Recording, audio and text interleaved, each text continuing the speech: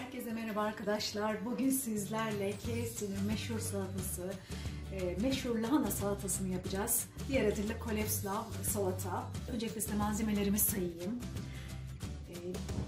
2 yemek kaşığı sirkem var. 2 yemek kaşığı limon suyum olacak. 1 yemek kaşığı şeker, 1 tatlı kaşığı tuzum var. 1 kase yoğurt, 5 yemek kaşığı mayonezim var. 5 tane böyle yarım havucum var. 2 diş sarımsağım var. Çeyrek lahanam var. Hadi yapımına başlayalım. Öncelikle havuçlarımızı rendeliyoruz.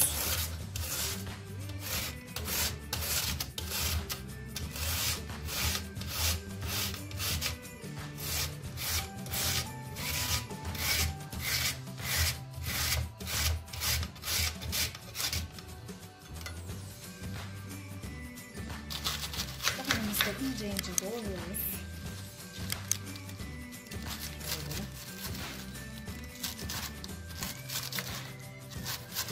Şöyle doğrayabiliriz.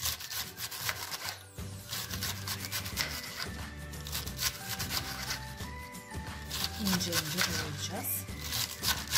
Sonra hepsini birleştireceğiz.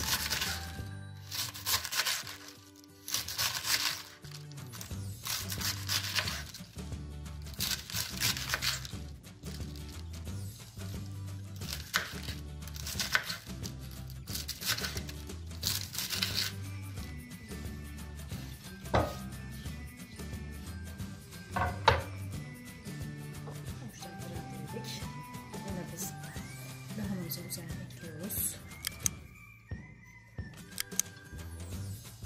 Evet, lahanalarımızı doğradık, havuçlarımızı rendeledik. Şimdi sosumuzu hazırlıyoruz.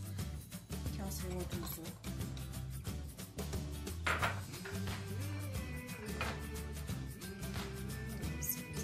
ekliyoruz.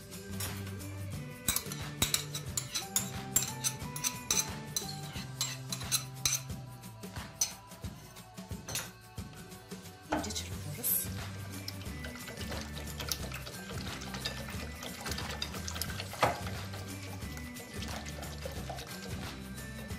Sonrasında 2 yemek kaşığı sirkemizi ekliyoruz.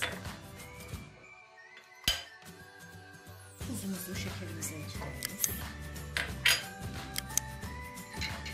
Yani 2 yemek kaşığı.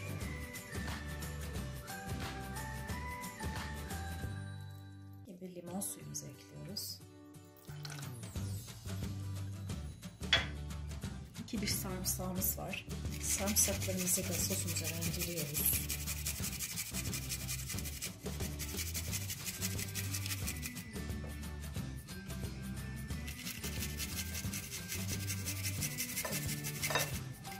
Nefis bir salata oluyor. Biz bunu sık sık yapıp yiyoruz eşimle. Bence yapın da deneyin. Çok memnun kalacaksınız. Nefis bir salata. Çünkü alışılmışın dışında her gün aynı domatesli, işte soğanlı salataların dışında daha değişik bir salata bu. Vazgeçemeyeceksiniz. İyice karıştırıyoruz.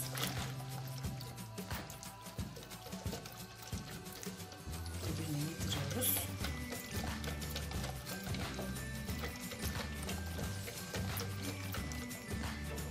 Sonra şöyle salatamıza beziyoruz.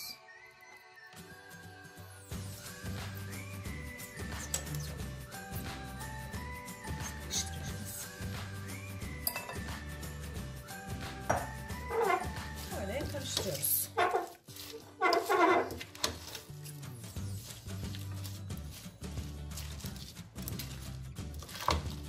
Güzelce harmanlıyoruz.